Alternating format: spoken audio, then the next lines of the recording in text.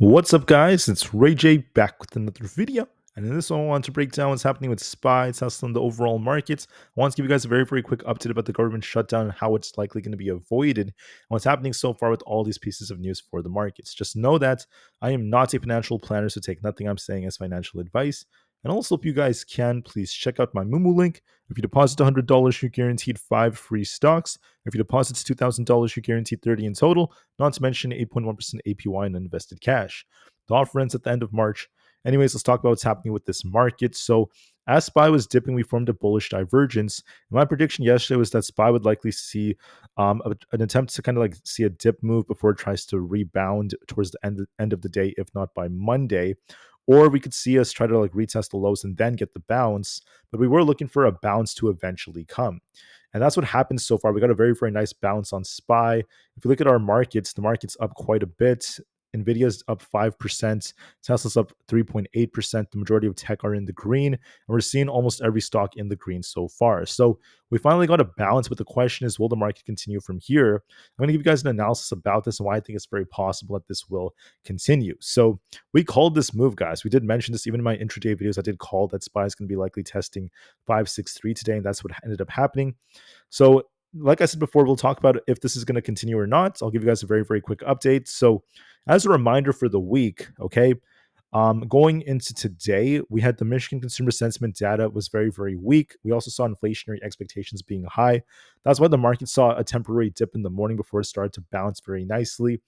But the thing about that is just that although the market's trying to bounce, there is still a lot of fear that's present in the markets about the recession and such. So this bounce is not going to last forever. It might just be a temporary bounce lasting a few days or even like a week or two. It might just be temporary. So just keep that in mind.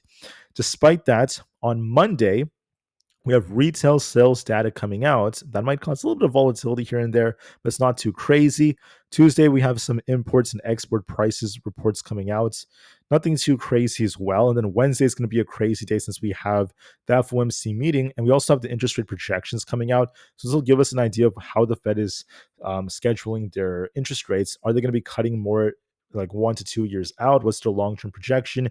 That's going to be important as well for the markets. So keep in mind that the Trump administration wants Jerome Powell to cut more. They know that they can't control Jerome Powell, but one of the ways that they can cause this is through, causing some fears in the markets, causing the market to dip more, even causing some pain for the economy that could incentivize Powell to cut even more. So there's a good chance that's what's going on right now because, the U.S. government has a lot of debt and the interest is very high on that as well.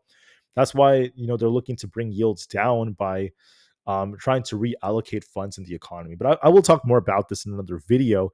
For now, just keep in mind, we're going to see a lot of volatility on Wednesday once we have FOMC. Anyways, a couple of pieces of news that are very important. What's happening with the government shutdown? Right now, things are looking very optimistic. And here's the reason why. There's people asking me, right? They're asking me, is the government about to shut down? Is the market about to crash because of this? Actually, guys, it's the opposite. I think this might launch the market higher. And the reason for this is because what happened is the House passed the bill. This is a funding bill that passed to the Senate. The Senate has to approve it, and then President Trump has to sign it, and then we're going to be avoiding that shutdown. In order for this to pass, we need 60 senators to basically approve it.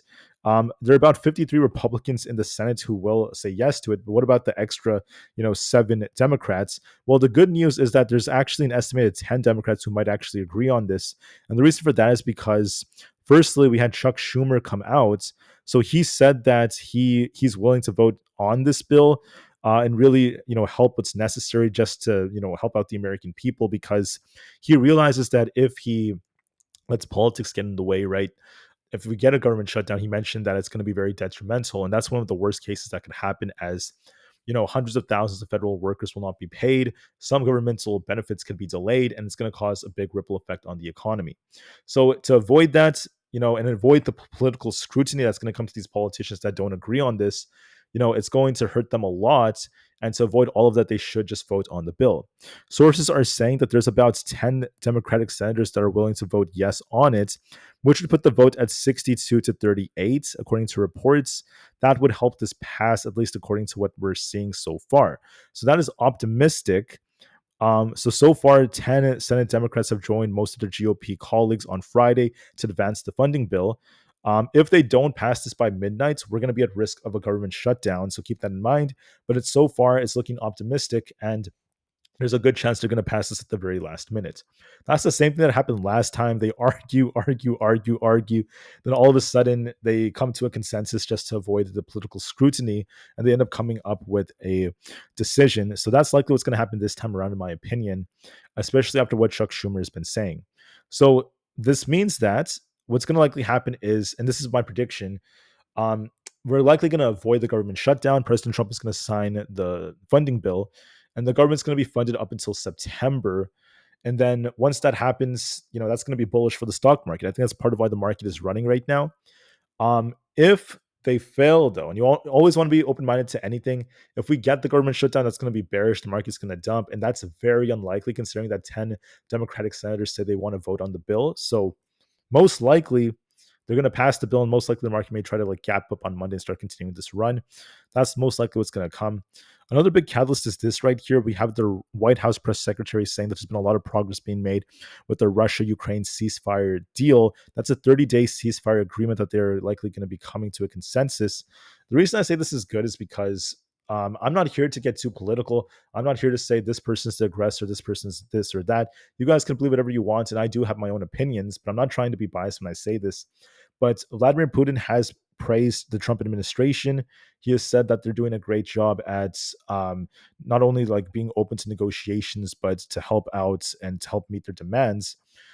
So once again, it's very important for their demands to be met for there to be a ceasefire. Ukraine has agreed to the ceasefire, but Russia still have demands to be made.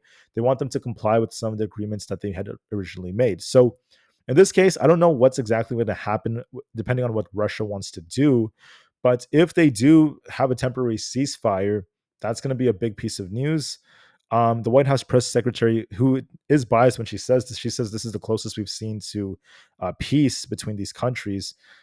So we'll see. We'll see how it goes, though. I can't truly make that claim or agree with that until we truly see a ceasefire, until we truly see the war end.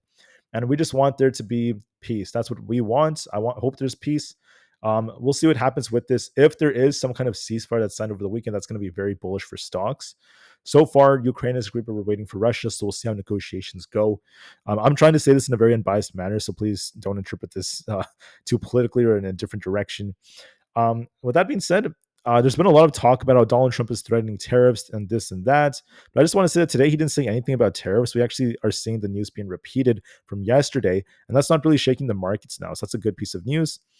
This is what the earnings calendar looks like going into tomorrow. So far, this is what we're seeing. You guys could see that there's a lot of retail, a lot of minor small caps announcing earnings. We also have Neo and Nike and FedEx. So keep that in mind.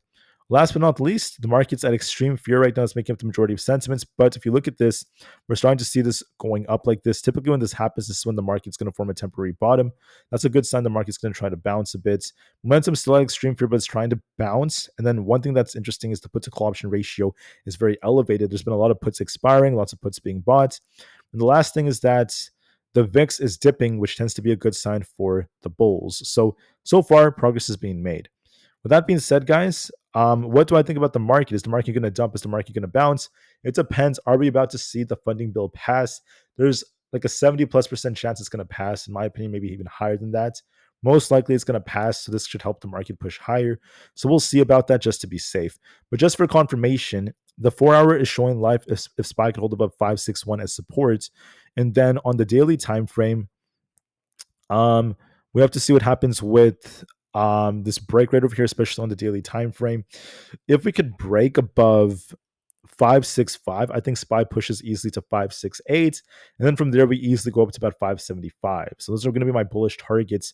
If we could hold above 565 next week, I think there's a good chance we're going to try that because we've been developing these bullish divergences for a while. We're looking bullish right here, and we have a nice catalyst.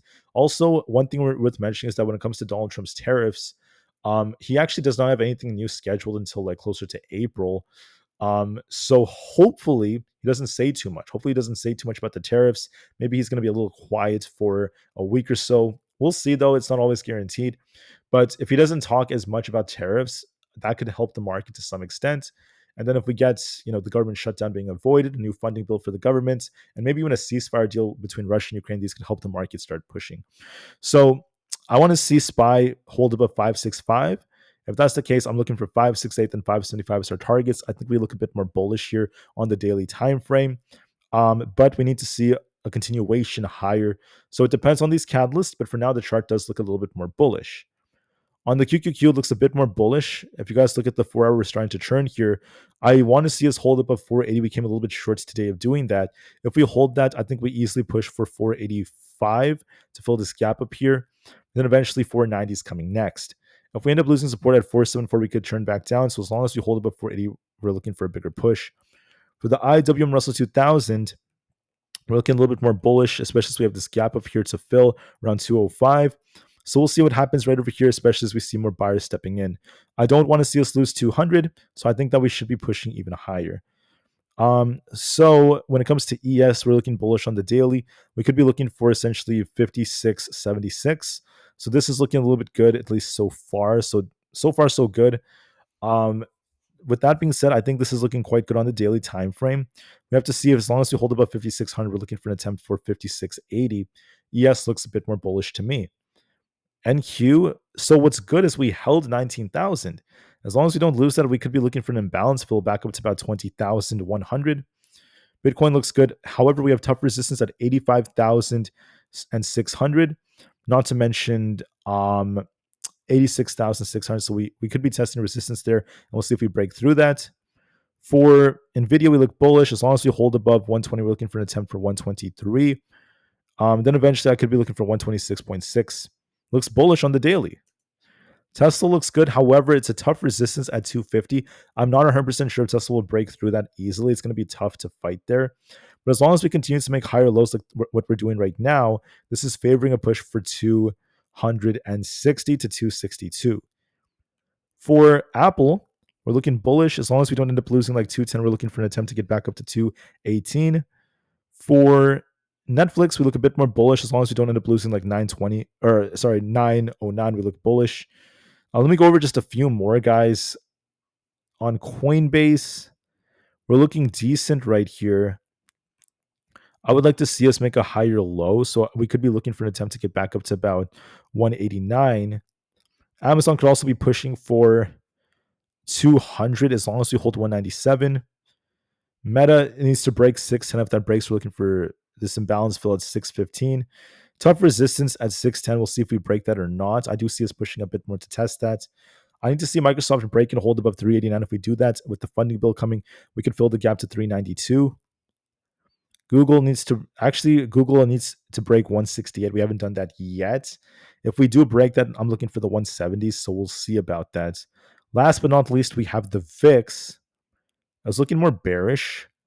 I could be looking for a little bit more downside here. I think that we could be approaching like 19.3 to 20 in that range. That could be favoring more upside for the markets. So for now, we are favoring an upside move if we get the funding bill passed, and most likely it's going to pass, and we're going to avoid a government shutdown. I think that's most likely going to happen. Think about it this way, right? These politicians, if they cause a lot of disruptions, if they keep arguing for too long and we get a government shutdown, they're going to get a lot of political scrutiny, and it's going to be really tough for them during the midterms. So just keep that in mind, right? So it works in their favor to just argue in favor of their party, then eventually just pass the bill to avoid further complications. That's most likely what I'm thinking is going to likely happen. So we'll see, guys. I'll try to make another video very soon. Please have a good rest of your day. Enjoy the weekend. I appreciate you guys so much for your attentions, and I'll be back very, very soon. Thank you for listening. Have a good one, and peace out.